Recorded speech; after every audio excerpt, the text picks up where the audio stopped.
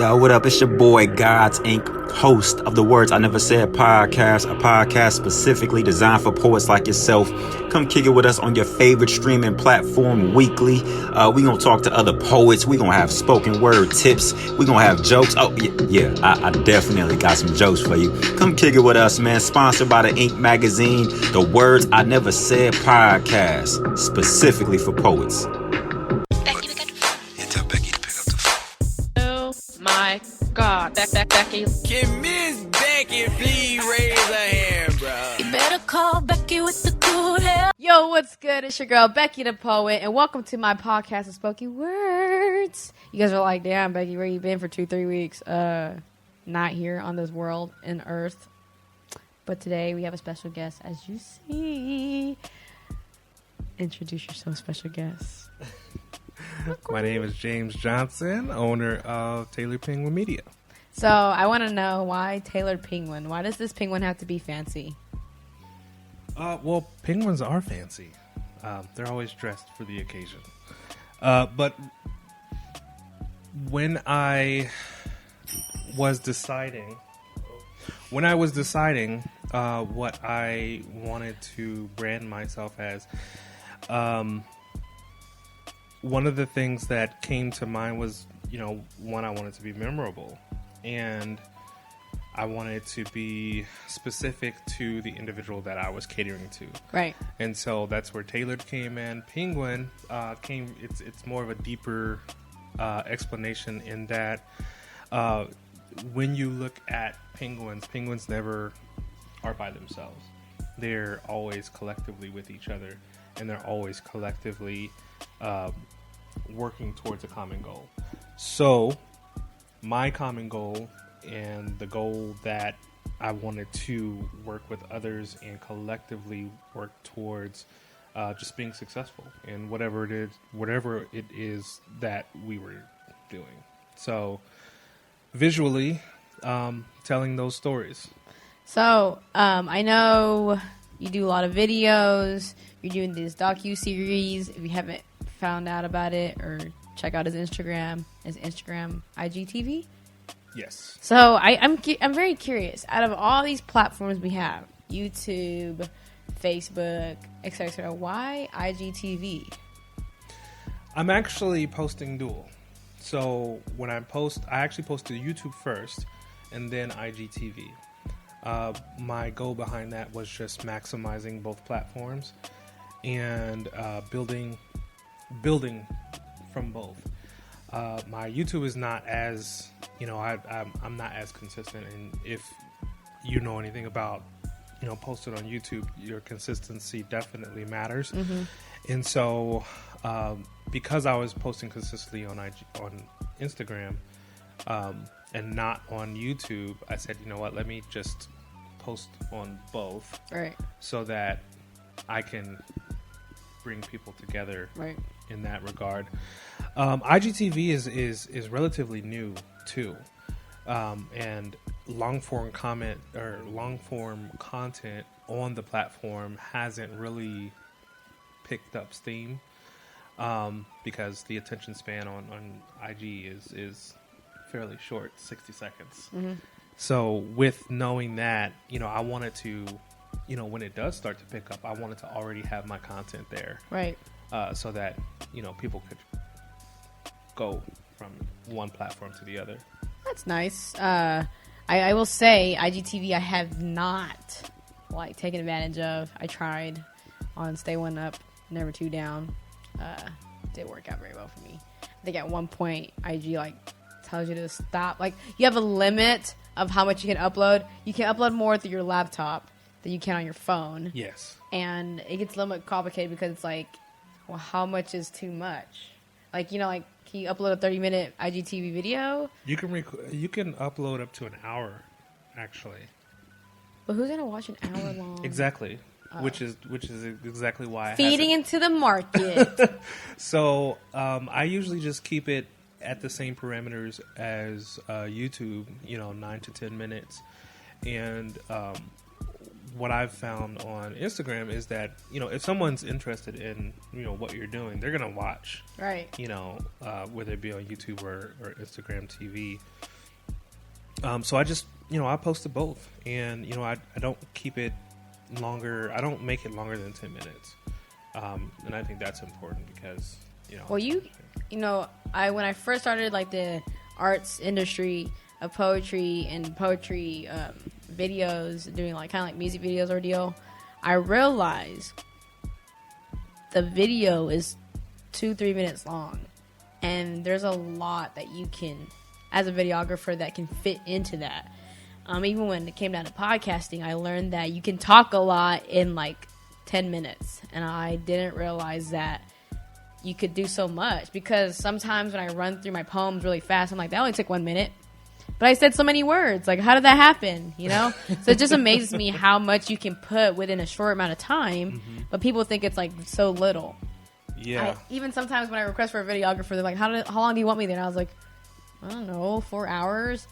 And then they give me like a 5-minute video. I'm like, how?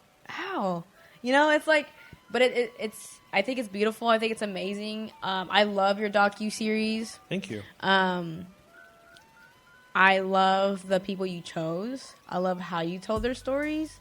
I really like the fact that you get them in their, in their daily life, right? And I like how you tell them, like, don't plan. This is like your regular day, which is funny because I think about my regular day. I'm like, what am I doing like all day? And I was talking to my family about it, and they're like, Becky, you literally spend your time in the kitchen and upstairs in your room. Those are the only 2 places you are. And they're telling me if you're ever in the living room, it's because we're all there. So if you're ever there doing something, that's where we know something's going on. Like, it's abnormal. And so, and it makes me wonder, like, where am I, like, all over the map, And so I really love how you're telling these stories. I really love what you're including, even like the little snippets of it. I really love Brian's recent response of when you asked him when he was like, when he's being seen, because I watch your videos and I ask myself the same thing too, and I'm just like, when? So it's an interesting point of view from them. It is. And also it's not like planned out. Like, for Jacob, you're like, okay, I want you to make sure you like do this, and it's like if he wanted a client, if he had a client, okay, cool, If so not, right. And I remember KG's, he's like on his laptop. I was like, is he really checking emails? Clown on him. If he watches or listens, was you really checking your emails, boy? I'm just kidding. Did you see my email? I'm just kidding. Business can't stop, and I when I started it, I didn't ever want it to be this thing where I was taking away from productivity. Right. I just wanted to be that fly on the wall to help in telling, this is what I do, for the person. Right. On a daily basis, and maybe not on a daily basis. Maybe this is just my, Friday. Maybe this is just my Saturday. On Saturdays, I normally don't plan anything, but when I do, this is what I normally have in place. And so I never wanted it to be a thing, and it's still going to continue to be the same thing. I don't want it to ever be a thing where it's affecting productivity and, that individual's business. So for today's episode, you guys, as I was driving with James, I learned a lot from him. He's wise. He's old. I always clarify who's older than me old. If you don't know by now, I'm 26. But he's old. He's wise. He's experienced a lot. He went through the whole enchilada of school, the whole tier, all the way to like the doctorates. I'm just gonna throw that out there. But I love how you have so much patience for this. I love how you don't expect anything from anybody, and I love how it's gonna get dark. If you were to die, that people would go back and be like, damn, he did a lot, or he taught me a lot of lessons. Because I feel like regular conversations and the stories and the content you put out, it speaks different. You don't even have to say too much. You're the man behind the camera, But I mean, you tell me you've been in front of the camera a lot, but it's just like, wow. And when I was younger as in like when I was in middle school, going through my dark phase, I always like, you know, I know it's September. It's gonna get dark, real dark. You know, it's like suicide awareness, right? And, you know, we just had a recent death in the industry. Black Panther, you know, and then a lot of people were touched by his stories, right? Chadwick Boseman. I almost said like Bosman. Didn't know like if the pronunciation was, I didn't want to butcher anybody's name. And I'm rambling now. But I think, you know, people didn't know he was sick, right? And it kind of makes people like think differently, because, you know, sometimes you don't want to advertise like, oh, I feel this way, I need help type of deal. But sometimes you kind of do just to be like, have people aware. But then when you don't, and you do so much, and let's say something traumatic happens, and you're like, and they're like, damn, they were going through that. And then it always goes back to cliche, the phrase of like, you never know what someone else is going through, or where they've been, or how they got to where they are, you know? So when it comes down to you, people don't know where you've been, what you've done, you know, personally, like in your personal life.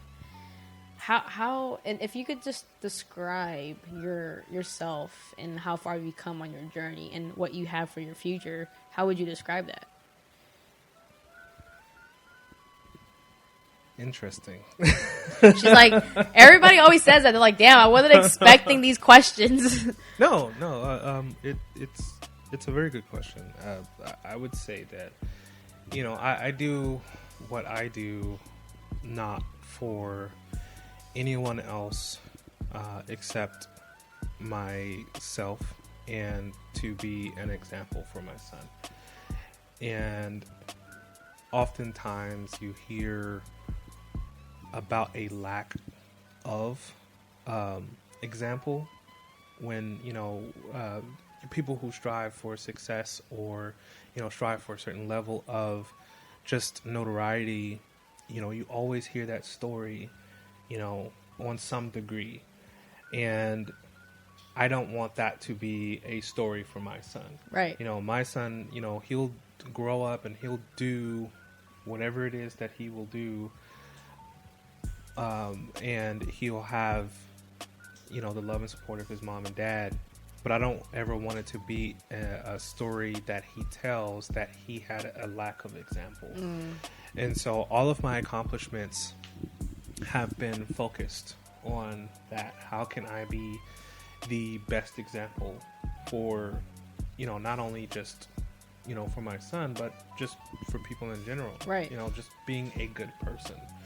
And that's what I hold value for, and that's what I want my son to see, is that, you know, at the end of the day, my dad was a great person. Yeah. He did all of this, and he didn't let A, B, and C influence his approach. He was just a good person. Or not just a good person, he was a great person, because he didn't allow those things to influence his response or his reaction, etc. So, in terms of future, that's what I see. You know, I don't, you know, we never really know how much time we have here. Right. So, you know, every day I just try to do the best that I can to push myself forward, hopefully inspire others to push themselves forward, and be an example, you know, for my son, so that he can go forward as well. I really love that you say that you have the day. What'd you say? Like living your day like the best that you can every day. Because I follow like a lot of like I watch a lot of YouTubers, like for example Sean Durst. Mm-hmm. He has like the best day ever, and honestly, watching it, I came about when he was like with his team in this studio doing different crazy things, you know. And I assume like you have to be hella, like you have to always have something to do every day, right? for example, that's what I thought, like, when it came on your docuseries, you always had to have something planned, right? But sometimes the best day ever is just hanging out with your family or hanging out with your kids, right? And it made me change my mindset, because hearing my mom say, like, if you're gonna, I don't know what you're doing, but if you're gonna do it, make sure you're really good at it. And I pertain to every day or every job, right? Like, if I'm gonna cut this grass, I'm gonna do a great, the best job I can ever do cutting this grass, right. You know? If I'm gonna work in this position, I'm gonna do really good at it, because let's say I get promoted or I end up having a new chapter in my life. If I walk away from it, people will be like, you did a great job. You never let up. Even when you're about to leave, you still gave 100%. You never, like, not did it, you know? And that's one thing I love about meeting like-minded people, because, you know, I'm not always the most positive person in the world for myself. And everybody, close friends know, you talk to me continually in conversation, you know that we're our worst critic. We beat ourselves up. We could always do better. We worry about other people. You know, and you said something that caught my eye, was the fact that, you know, you don't compare yourself to other people, or you don't think about what people think, because you do it for you. It's your art. And it makes sense. So it's like, why am I worried about somebody judging the way my podcast sounds? Or why am I worried about the way this person is talking about my poem, you know? Like, how are they supposed to know how it was intended for, you know? And it opened my eyes to, like, I mean, okay, I will say, you know, you really motivated me to, like, all right, season 9, I took 2 weeks off, and let me finish it strong, and let me go into season 10 stronger. Which I was like, wow, because, you know, even as a female creative, we go through a lot of emotions, and we're just like, we're done. But, you know, if you really love something, you always come back to it somehow. It's just the universe and fate. So I know, besides this videography and being a dad and stuff, what else do you do that people don't know? That's it. It's like, oh, that's it. I've already lived my life. Everybody knows everything I've done. No, I've actually lived a pretty full life, and you know, no regrets, like the tattoo. no regrets. No, I don't. So, you know, I didn't spend a lot of time growing up watching TV. So when I'm not editing or filming, you know, I'm looking at shows, and it can't just be any show. You're not really watching the show. You're the type of person that's looking at how it's being shot. Yes. Yes. I'm analyzing the show, and there's very few shows that actually catch my attention. So I was late to Breaking Bad. I really don't like that show. But, like, go ahead. But it was, the cinematography in the show was actually very well done. And so now I'm almost done with Better Call Saul, which is the sister show to it. And now, I like that. I can watch that. So yeah, I was like, I wish I would have watched this first, and I don't know which one came out first, so I have to go back and look which one, whether it was Breaking Bad or So Better Call you're Saul. Not a great person to watch the show with, because you're not really paying attention to what's going on. No, I am. I definitely love story, because that's a huge part of being a good videographer, right. is being able to stitch together a story from, you know, the things that you see. And so, you know, as you're telling stories, you know, it's important to understand, like, okay, well, why were they over here? What feeling did it create? You know, or why were they at this angle? Did it? It reminds me of Cameron. What's his Instagram name? Illumindaji. Cameron Tendaji. I think that's his last name. Pulling his government out there, but he was posting the other day about a scene, about how this scene is red because it's sinful, and like this scene is green because like greedy, and, you know, like money and going on, like, and then it didn't dawn to me that, like, creators behind the actual movie, like, did that, like, the small aesthetics, right? Yes. Like, why is this plant right here? It must be, like, there must be a reason, you know? I mean, it's a whole psychology behind filmmaking that, you know, a lot of individuals don't know about, and really builds the momentum of the film. I did this since COVID hit, I've been doing a lot of challenges. I think challenges are important for a few different reasons. You know, one, it helps with skill. Right. Two, you get to see. I mean, you get the engagement from other creatives. You know, praising you on your work Right. or asking you how you did something. And I Going created also out of your element. yeah, going out of your element, not being stuck in the same thing. And so I did an edit for a challenge, and I created it was basically a horror movie trailer. Okay. And you know, the idea of the challenge was, you know, take this stock footage, take this stock music, and create something. And so, you know, 3 out of 3 categories, you have movie trailer, music video, Right.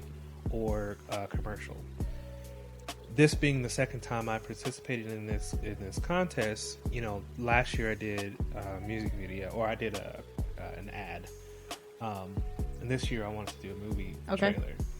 So I created this like super, super dark. I don't know if you call it dark. Not super dark, at least. But the premise of it was, as an artist, Right.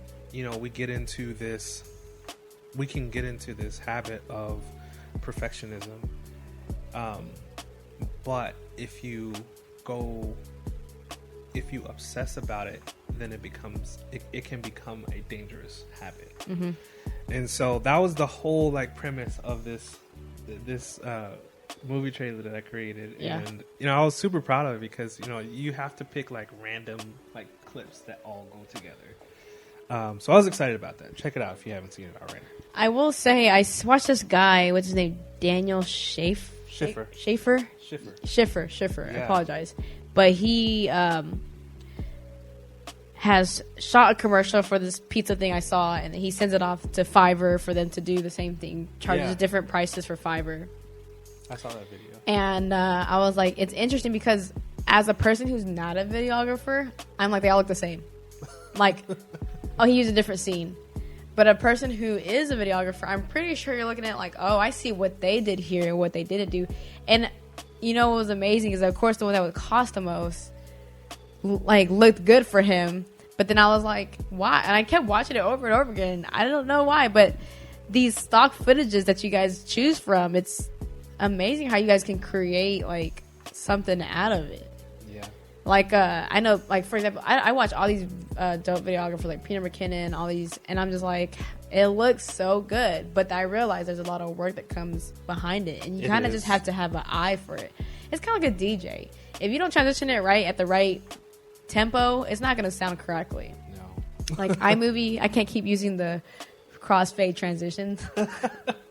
You can if that's what you want to do. I mean, you that is not in general. I need to crossfade do everything. So as you're a videographer, you've done challenges for yourself. You put yourself out of different elements. During this pandemic, you tell me you've been doing more. You've had more time to do this, which is great. Outside your day job, let's say this pandemic never happened.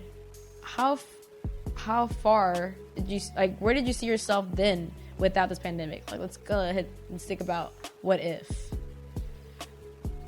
I didn't. I tend not to look too far into the future, just because we never.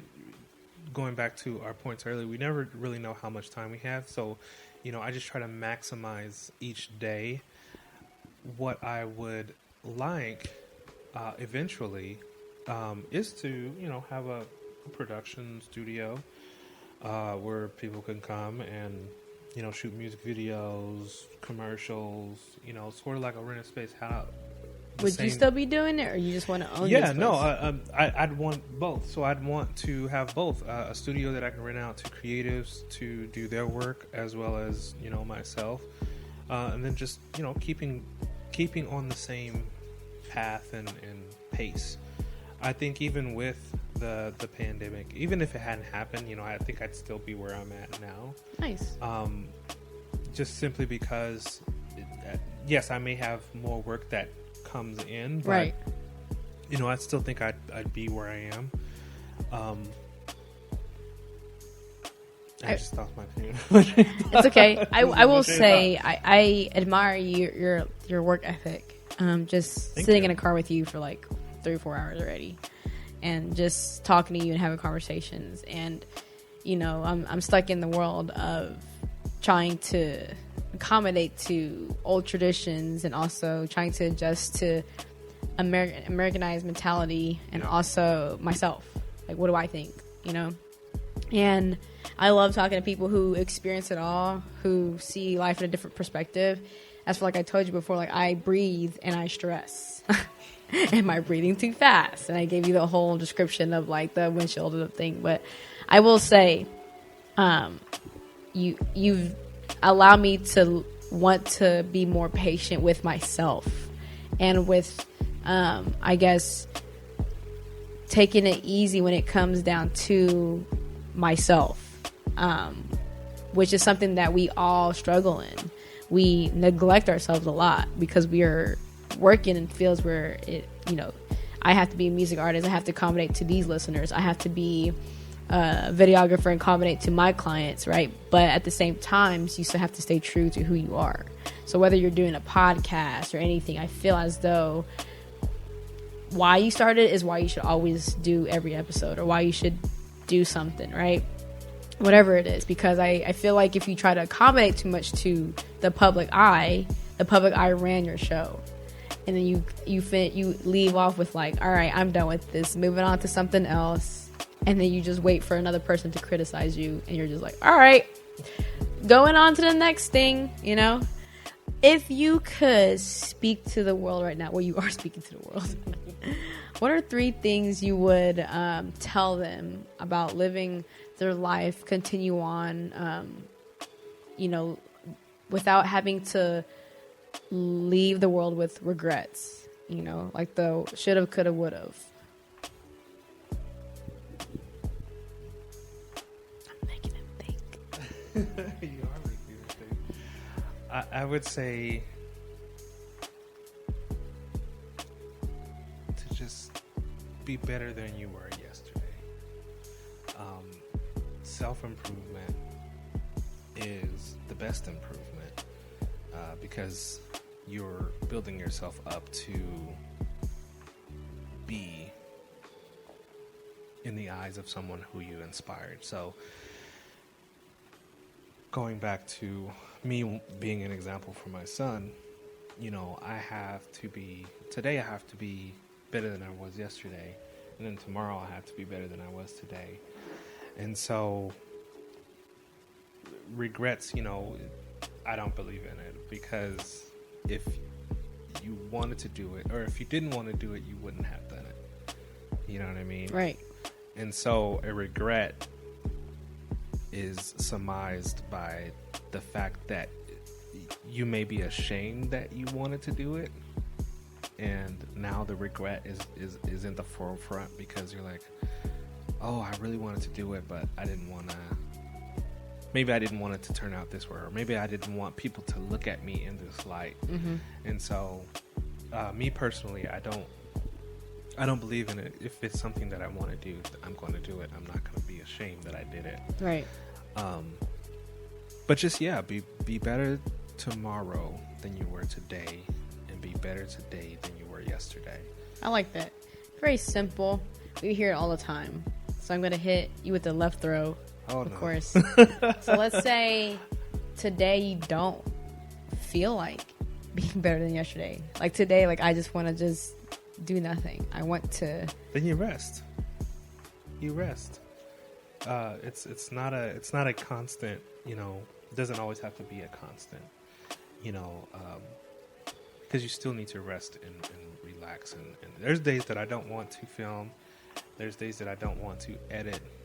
And there's days that, I don't want to go out and play with my son. There's days I don't want to, right. But if you don't, sometimes it's good. And then, you have to find that balance between those times that you just don't want to do it, and then those times that you have to do it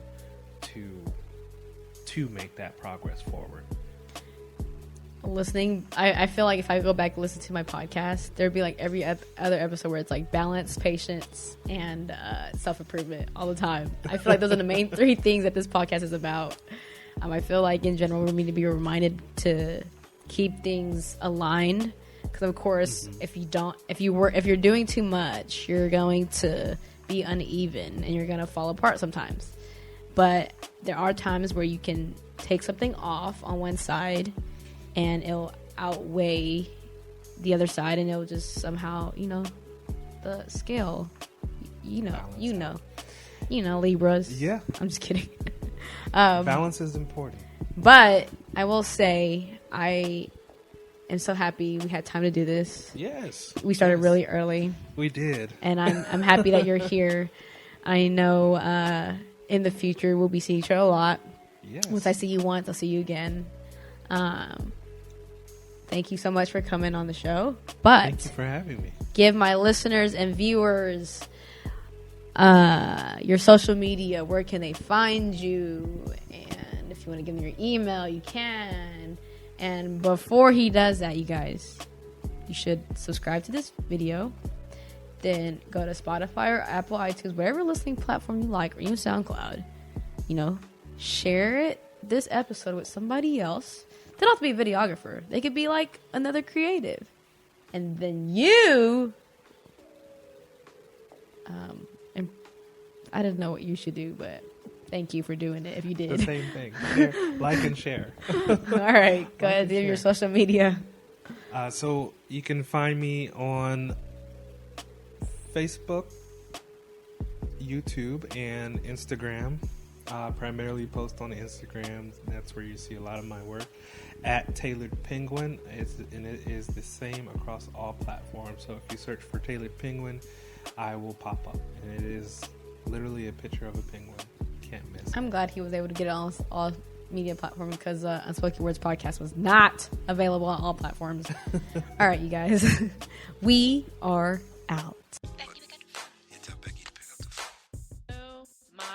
God, Becky. Can Miss Becky please raise her hand, bro? You better call Becky with the good hair.